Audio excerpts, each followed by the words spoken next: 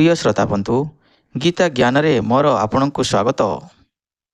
श्रोता बंधु गत भिडियो रे आमर आलोचना थिला अर्जुन युद्ध करने को राजी हो नाती कहीं युद्ध रे से तांकर भाई बंधु कुटुंब को मारिया पई चाहू नथिले। भाई बंधु कुटुंब को मारी से जो राज्य हासिल करिवे सेतिरे से खुशी नथिले, तेणु से युद्ध करने को भगवान कृष्ण को मना करुछंती।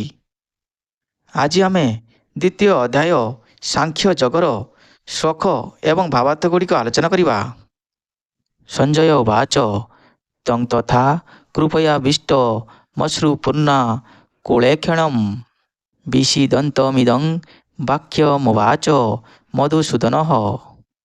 एठारे संजय धृतराष्ट्र को कहउछंती अर्जुन को खूब दयाहृदय दुखपूर्ण एवं चक्षु लतकपूर्ण हेबार देखि मधुसूदन निम्न मते कहिले, प्रिय भक्तगण, जो व्यक्ति ठारे पार्थत्व सहानुभूतिशीलता दुख एवं आश्रु आदि देखा जाए बुझिबाको हेब जे से व्यक्ति प्रकृत आत्मज्ञान लाभ करि नाही। शाश्वत आत्मा प्रति सहानुभूति प्रकाश करिबा आत्मानुभूति अटे। ए श्लोकरे व्यवहृत मधुसूदन शब्द बड़ अर्थपूर्ण अटे। भगवान श्रीकृष्ण मधु नामक दैत्य को वध करथिले। वर्तमान अर्जुन तांकठारे देखा जाउतिबा ब्रह्म धारणा रूपक राक्षस को वध करने को श्रीकृष्ण को अनुरोध करुछंती। वर्तमान क्षेत्र में अर्जुनकर कौन कर्तव्य ताहा से स्थिर करि पारु नाहांती। जेतेबेले कौनसी व्यक्ति भल खराब चिंता करि न पारे से बड़ व्यस्त होई पड़े। से ठीक कोटा भूल कोटा जानी पारे नाही, सेइथिपाई से भूल करि बसे। एथिरे अर्जुन बड़ व्यथित होई पड़िछंती। केउठारे सहानुभूति प्रकाश करने को हेबो केही जानी पारु नाहांती। बुड़ी जाउथिबा लोकर पोशाक को रक्षा करने निमित्त सहानुभूति प्रकाश करने अज्ञानता अटे। जो व्यक्ति अज्ञानता रूपक समुद्र रे पतित होइछि तार बाह्य पोशाक अर्थात स्थूल शरीर को रक्षा कले जे से रक्षा पाइब यह कदापि होई परिबो नाही। जे एकथा जाने नाही एवं यही बाह्य पोशाक निमित्त दुख प्रकाश करे ताकू शूद्र कहा जाए। अर्थात जे अजथा दुख प्रकाश करे से शूद्र अटे। अर्जुन जड़े क्षत्रिय थिले, तेणु ए प्रकार व्यवहार तांकठारु आशा करा जाउ नथिला। अवश्य मूर्ख लोकर दुख को भगवान श्रीकृष्ण दूर करि पारंती एवं एइथिपाई से भगवद्गीता कहिछंती, ये भौतिक शरीर एवं चिदात्मा कौन ए संबंध रे भल रकमे विश्लेषणात्मक अध्ययन करी किपरि आत्मानुभूति लाभ करने को हेबो सेही कथा ये अध्याय कह जाइछि। ए कथा को परमेश्वर भगवान श्रीकृष्ण भल रकमे बुझाइछंती प्रकृत आत्मा कौन, जार ए संबंध रे एक स्थिर धारणा रहिछि, ता सहित कार्य कले ए अनुभूति लाभ करने संभवपर हेबो। कृतस्त्वा कस्मूलमिदं विषमे समुपस्थितम् अनार्य कुष्ठम स्वर्ग मकृति करामर्जुन।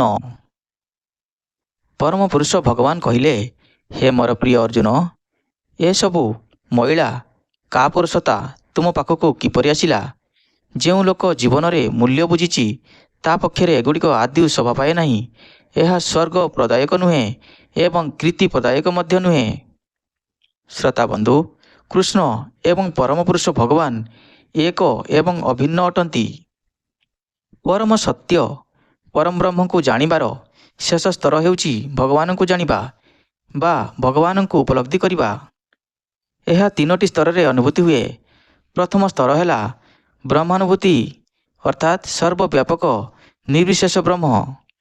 द्वितीय स्तर है परमात्मा अनुभूति अर्थात समस्त जीवर हृदय थिबा भगवानकर परमात्मा रूप को जानिबा। तृतीय स्तर है भगवान अनुभूति अर्थात परम पुरुष भगवान कृष्ण को जानिबा। श्रीमद् भागवतम रे ये संबंधी वर्णना अर्थात भगवान को जानिबार तीनोटी स्तर संबंधी वर्णना निम्न मते दिया जाइछि। तदंति तत्त्वविदस् तत्त्वं जज ज्ञानम अदयम ब्रह्मेति परमामेति भगवानेति सद्यते। अर्थात परम सत्य भगवान को तद्विद ज्ञानी तीनोटी स्तर दे जानिपारे एवं तीनोटी एक ଏବଂ ଅଭିନ୍ନ। ଏ ତିନୋଟି ସ୍ତରକୁ ଯଥାକ୍ରମେ ବ୍ରହ୍ମ, ପରମାତ୍ମା ଏବଂ ଭଗବାନ ବୋଲି କୁହାଯାଇଛି। ଶ୍ରୀମଦ୍ ଭାଗବତମରେ ଏ ତିନୋଟି ସ୍ତର କଥା ସୂର୍ଯ୍ୟଙ୍କ ଉଦାହରଣ ଦେଇ ବୁଝାଇ ଦିଆଯାଇଛି। କାରଣ ସୂର୍ଯ୍ୟଙ୍କର ତିନୋଟି ସ୍ତର ଅଛି, ଯଥା ସୂର୍ଯ୍ୟକିରଣ, ସୂର୍ଯ୍ୟମଣ୍ଡଳ ଏବଂ ସୂର୍ଯ୍ୟଲୋକ। ଯେ କେବଳ ସୂର୍ଯ୍ୟ କିରଣ ସମ୍ବନ୍ଧରେ ଅଧ୍ୟୟନ କରେ ବା ଗବେଷଣା କରେ, ସେ ପ୍ରାଥମିକ ଶ୍ରେଣୀର ଛାତ୍ର ଅଟେ। ଯେ ସୂର୍ଯ୍ୟମଣ୍ଡଳ ସମ୍ବନ୍ଧରେ ଜାଣିପାରେ, ସେ ଆଉ ଟିକିଏ ଉନ୍ନତ ବୋଲି ବୁଝିବାକୁ ହେବ। ଏବଂ ଯେ ସୂର୍ଯ୍ୟଲୋକରେ ପ୍ରବେଶ କରିପାରେ, ସେ ସର୍ବୋତ୍ତମ ଅଟେ ବୋଲି ଜାଣିବାକୁ ହେବ। ଯେଉଁ ସାଧାରଣ ଛାତ୍ରମାନେ କେବଳ ସୂର୍ଯ୍ୟକିରଣକୁ ଜାଣି ବା ବୁଝି ସନ୍ତୁଷ୍ଟ ହୁଅନ୍ତି, ସେମାନେ କେବଳ ସୂର୍ଯ୍ୟଙ୍କର ସର୍ବଜନୀନ ସର୍ବବ୍ୟାପକତା ଦିଗକୁ ଜାଣି ସନ୍ତୁଷ୍ଟ ହୁଅନ୍ତି, ଅର୍ଥାତ୍ ଏହାର ନିର୍ବିଶେଷ ପ୍ରକୃତିର ଉଜ୍ଜ୍ୱଳ ଦୀପ୍ତିକୁ ବୁଝି ସନ୍ତୁଷ୍ଟ ହୁଅନ୍ତି। ସେମାନେ ଭଗବାନଙ୍କର ବ୍ରହ୍ମସ୍ତରକୁ ଜାଣିଲା ବାଲା ଅର୍ଥାତ୍ ବ୍ରହ୍ମାନୁଭୂତି ଲାଭ କରିଥିବା ଯୋଗୀଙ୍କ ସହ ତୁଳନୀୟ ହୋଇପାରନ୍ତି। ଯେଉଁ ଛାତ୍ର ଆଉ ଅଧିକ ଅଗ୍ରଗତି କରେ, ସେ ସୂର୍ଯ୍ୟମଣ୍ଡଳକୁ ଜାଣିପାରେ। ସେ ପରମାତ୍ମା ଅନୁଭୂତି ଲାଭ କରିଥିବା ଯୋଗୀଙ୍କ ସହ ତୁଳନୀୟ ହୋଇପାରେ। ଏବଂ ଯେଉଁ ଛାତ୍ର ସୂର୍ଯ୍ୟଲୋକର ହୃଦ୍ଦେଶରେ ପ୍ରବେଶ କରିପାରିଛି, ସେ ପରମପୁରୁଷ ଭଗବାନଙ୍କର ପୁରୁଷ ରୂପ ବା ଭଗବାନ ରୂପକୁ ଜାଣିପାରିଥିବା ଯୋଗୀଙ୍କ ସହ ତୁଳନୀୟ ହୁଏ। ଯଦିଓ ସମସ୍ତ ଛାତ୍ର ଅର୍ଥାତ୍ ଯେଉଁମାନେ ଭଗବାନଙ୍କର ବିଭିନ୍ନ ସ୍ତର ବା ପ୍ରକୃତି ସମ୍ବନ୍ଧରେ ଅଧ୍ୟୟନ କରିବାରେ ଲାଗିଛନ୍ତି, ତଥାପି ଯେଉଁ ଭକ୍ତମାନେ ଅର୍ଥାତ୍ ଭକ୍ତି ଯୋଗୀମାନେ ଅର୍ଥାତ୍ ଯେଉଁମାନେ ଭଗବାନଙ୍କର ଭଗବାନତ୍ୱ ଉପଲବ୍ଧି କରିପାରିଛନ୍ତି, ସେମାନେ ସର୍ବୋତ୍ତମ ଯୋଗୀ ଅଟନ୍ତି। ଏ ପ୍ରକାର ବିଷୟବସ୍ତୁ ସମ୍ବନ୍ଧରେ ଯେ ସେମାନେ ଅଧ୍ୟୟନରତ ଅଟନ୍ତି, ଏହା ବୁଝିବାକୁ ହେବ ଯେ ତଥାପି ଭଗବାନଙ୍କ ସମ୍ବନ୍ଧରେ ଜାଣିବାର ସର୍ବଶେଷ ସ୍ତରକୁ ଅର୍ଥାତ୍ ଭଗବାନଙ୍କର ପୁରୁଷ ରୂପ ବା ପରମ ପୁରୁଷ ଭଗବାନ କୃଷ୍ଣଙ୍କୁ ଜାଣିପାରିଛନ୍ତି ବା ସେହି ସ୍ତରରେ ଉପନୀତ ହୋଇଛି, ସେ ସର୍ବୋତ୍ତମ ଅଟେ। ସୂର୍ଯ୍ୟକିରଣ, ସୂର୍ଯ୍ୟମଣ୍ଡଳ ଓ ସୂର୍ଯ୍ୟଲୋକର ଅଭ୍ୟନ୍ତରୀଣ ବ୍ୟାପାରକୁ ଆମ୍ଭେମାନେ ଅଲଗା ଅଲଗା କରିପାରିବା ନାହିଁ, ତଥାପି ଏ ତିନୋଟି ବିଭାଗର ଛାତ୍ର ଏକାସ୍ତର ନୁହନ୍ତି। ସଂସ୍କୃତ ଶବ୍ଦ ଭଗବାନଙ୍କୁ ବ୍ୟାସଦେବଙ୍କ ପିତା ପରାଶର ମୁନି ବ୍ୟାଖ୍ୟା କରିଦେଇ ଯାଇଛନ୍ତି। ଯେଉଁ ପରମପୁରୁଷ ସମସ୍ତ ଧନ, ସମସ୍ତ ଶକ୍ତି, ସମସ୍ତ ଯଶ, ସମସ୍ତ ସୌନ୍ଦର୍ଯ୍ୟ, ସମସ୍ତ ଜ୍ଞାନ ଏବଂ ସମସ୍ତ ତ୍ୟାଗର ଅଧିକାରୀ, ତାଙ୍କୁ ଭଗବାନ କୁହାଯାଏ। ଏପରି ଅନେକ ଲୋକ ଅଛନ୍ତି ଯେଉଁମାନେ ଖୁବ୍ ଧନୀ, ଖୁବ୍ କ୍ଷମତାଶାଳୀ, ଖୁବ୍ ସୌନ୍ଦର୍ଯ୍ୟଶାଳୀ, ଖୁବ୍ ଯଶସ୍ୱୀ, ଖୁବ୍ ବିଦ୍ୱାନ ଏବଂ ବିଶିଷ୍ଟ ତ୍ୟାଗୀ ଅଟନ୍ତି। କିନ୍ତୁ ସେମାନେ କେହି କହିପାରିବେ ନାହିଁ ସେମାନେ ସମସ୍ତ ଧନ, ସମସ୍ତ ଶକ୍ତି ଆଦିର ଅଧିକାରୀ ବୋଲି। କେବଳ ଶ୍ରୀକୃଷ୍ଣ ଏକଥା କହିପାରନ୍ତି, କାରଣ ସେ ହେଉଛନ୍ତି ପରମପୁରୁଷ ଭଗବାନ। ତେଣୁ ବ୍ରହ୍ମ ସଂହିତାରେ ସ୍ୱୟଂ ବ୍ରହ୍ମା କହିଛନ୍ତି ଯେ କୃଷ୍ଣ ହିଁ ପରମ ପୁରୁଷ ଭଗବାନ ଅଟନ୍ତି। କେହି ତାଙ୍କ ସହିତ ସମାନ ନୁହନ୍ତି କିମ୍ବା ତାଙ୍କଠାରୁ ବଡ଼ ନୁହନ୍ତି। ସେହି ଆଦିପୁରୁଷ ଭଗବାନ ଗୋବିନ୍ଦ ନାମରେ ପରିଚିତ ଏବଂ ସେ ସମସ୍ତ କାରଣର କାରଣ ଅର୍ଥାତ୍ ପରମ କାରଣ ଅଟନ୍ତି।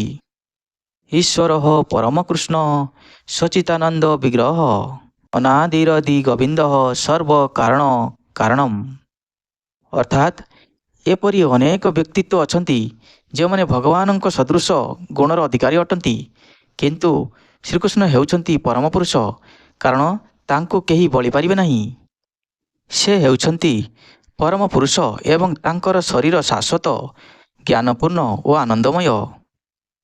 ସେ ଆଦିପୁରୁଷ ଗୋବିନ୍ଦ ଅଟନ୍ତି ଏବଂ ସର୍ବ କାରଣର କାରଣ ଅଟନ୍ତି। ଭାଗବତରେ ମଧ୍ୟ ଭଗବାନଙ୍କର ଅନେକ ଅବତାରର ତାଲିକା ଦିଆଯାଇଛି, କିନ୍ତୁ ଶ୍ରୀକୃଷ୍ଣଙ୍କୁ ଭଗବାନଙ୍କର ମୌଳିକ ରୂପ ବୋଲି ବର୍ଣ୍ଣନା କରାଯାଇଛି। ତାଙ୍କଠାରୁ ଭଗବାନଙ୍କର ଅନେକ ଅବତାର ବାହାରିଛି। ଏତେ ଚାଷଂ କଲାଃ ପୁଂସଃ କୃଷ୍ଣସୁ ଭଗବାନ ସ୍ୱୟଂ ଇନ୍ଦ୍ରାରି ବ୍ୟାକୁଲଂ ଲୋକଂ ମୋଡ଼ୟନ୍ତି ଯୁଗେ ଯୁଗେ। ଏଠାରେ ଅବତାରମାନଙ୍କର ଯେଉଁ ତାଲିକା ଦିଆଗଲା, ସେଗୁଡ଼ିକ ମଧ୍ୟରୁ କେତେକ ସାଂସ ଅଟନ୍ତି ଏବଂ ଭଗବାନଙ୍କର ସାଂସମାନଙ୍କର ଅଂଶ ଅଟନ୍ତି। କିନ୍ତୁ ଶ୍ରୀକୃଷ୍ଣ ହେଉଛନ୍ତି ପରମ ପୁରୁଷ ଭଗବାନ। ତେଣୁ ଶ୍ରୀକୃଷ୍ଣ ହେଉଛନ୍ତି ମୌଳିକ ପରମ ପୁରୁଷ ଭଗବାନ। ସେ ପରମ ବ୍ରହ୍ମ, ପରମ ସତ୍ୟ। ସେ ହେଉଛନ୍ତି ଉଭୟ ପରମାତ୍ମା ଏବଂ ନିର୍ବିଶେଷ ବ୍ରହ୍ମଜ୍ୟୋତିର ଉତ୍ପତ୍ତି ସ୍ଥଳ।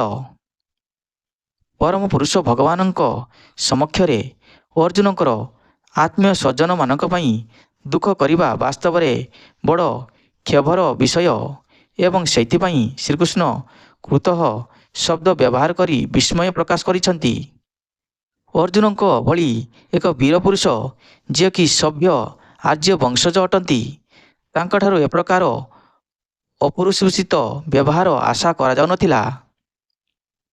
ଯେଉଁମାନେ ଜୀବନରେ ମୂଲ୍ୟ ଜାଣିଛନ୍ତି ଏବଂ ଯେଉଁମାନଙ୍କର ଆଧ୍ୟାତ୍ମିକ ଅନୁଭୂତି ଅଛି, ଅର୍ଥାତ୍ ଆଧ୍ୟାତ୍ମିକ ଅନୁଭୂତି ଉପରେ ଆଧାରିତ ସଭ୍ୟତା ଅଛି, ସେହିମାନଙ୍କୁ ଆର୍ଯ୍ୟ ବୋଲି କୁହାଯାଏ। ଯେଉଁମାନେ ଜୀବନ କହିଲେ ଭୌତିକ ସୁଖ ସମ୍ଭୋଗକୁ ବୁଝନ୍ତି, ଯେଉଁମାନେ ଜୀବନରେ କେବଳ ଭୌତିକ ଧାରଣାର ଦଶବର୍ତ୍ତୀ ହୋଇଥାନ୍ତି, ସେମାନେ ଜୀବନର ପ୍ରକୃତ ଲକ୍ଷ୍ୟ ଜାଣନ୍ତି ନାହିଁ। ଜୀବନର ପ୍ରକୃତ ଲକ୍ଷ୍ୟ ହେଉଛି ପରମ ପୁରୁଷ, ପରମ ସତ୍ୟ, ପରମ ବ୍ରହ୍ମ ଭଗବାନଙ୍କୁ ଜାଣିବା ବା ବିଷ୍ଣୁଙ୍କୁ ଜାଣିବା। ଏ କଥା ସେମାନେ ଜାଣନ୍ତି ନାହିଁ। ସେମାନେ ଭୌତିକ ଜଗତର ବାହ୍ୟ ଚମତ୍କାରିତାର ମୁଗ୍ଧ ହୋଇଯାଆନ୍ତି ଏବଂ ସେଥିପାଇଁ ସେମାନେ ଜାଣନ୍ତି ନାହିଁ ମୁକ୍ତି କ'ଣ ବା ମୁକ୍ତି କହିଲେ କ'ଣ ବୁଝାଯାଏ। ଯେଉଁମାନଙ୍କର ଏ ଜ୍ଞାନ ନଥାଏ, ଅର୍ଥାତ୍ ଭୌତିକ ବନ୍ଧନରୁ କିପରି ମୁକ୍ତି ହେବାକୁ ପଡ଼ିବ, ଏ ଜ୍ଞାନ ନଥାଏ, ସେମାନେ ଅନାର୍ଯ୍ୟ ଅଟନ୍ତି, ସେମାନେ ଆର୍ଯ୍ୟ ନୁହନ୍ତି। ଯଦିଓ ଅର୍ଜୁନ ଜଣେ କ୍ଷତ୍ରିୟ ଥିଲେ, ତଥାପି ସେ ଯୁଦ୍ଧ କରିବେ ନାହିଁ ବୋଲି କହି ତାଙ୍କର କର୍ତ୍ତବ୍ୟ କର୍ମରୁ ବିଚ୍ୟୁତ ହୋଇ ପଡ଼ିଥିଲେ। ଏ ପ୍ରକାର ଭୀରୁତାକୁ ଅନାର୍ଯ୍ୟର ଆଚରଣ ବୋଲି କୁହାଯାଇଛି। ଏହା କଲେ ଆଧ୍ୟାତ୍ମିକ ଉନ୍ନତି ବ୍ୟାହତ ହୁଏ। ପୁନଶ୍ଚ ଏ ପ୍ରକାର ଆଚରଣ ମଧ୍ୟ ବ୍ୟକ୍ତିକୁ ପୃଥିବୀରେ ଯଶସ୍ୱୀ ହେବାକୁ ଦିଏ ନାହିଁ। ଅର୍ଜୁନ ତାଙ୍କର ଆତ୍ମୀୟ ସ୍ୱଜନମାନଙ୍କ ପ୍ରତି ଏ ଯେଉଁ ସହାନୁଭୂତି ପ୍ରକାଶ କଲେ, ତାହାକୁ ଭଗବାନ ଶ୍ରୀକୃଷ୍ଣ ଆଦୌ ପସନ୍ଦ କରୁନାହାନ୍ତି। ଶ୍ରୋତାବନ୍ଧୁ, ଆଗକୁ ଆମେ ଆଲୋଚନା କରିବା ଅର୍ଜୁନଙ୍କର ଏବଂ ଭଗବାନଙ୍କର କଥାବାର୍ତ୍ତା ବିଷୟରେ ଆଗାମୀ ଶ୍ଲୋକରେ।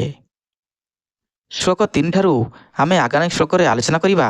ସେତେ ପର୍ଯ୍ୟନ୍ତ ଆପଣ ଏହି ଶ୍ଲୋକ ଗୁଡ଼ିକ ମନ ଦେଇ ଶୁଣନ୍ତୁ ଏବଂ ଭଗବଦ୍ଗୀତାର ବାଣୀ ଗୁଡ଼ିକ ବୁଝିବା ପାଇଁ ଚେଷ୍ଟା କରନ୍ତୁ। ହରେ କୃଷ୍ଣ, ଗୋବିନ୍ଦ ଆପଣଙ୍କର ମଙ୍ଗଳ କରନ୍ତୁ।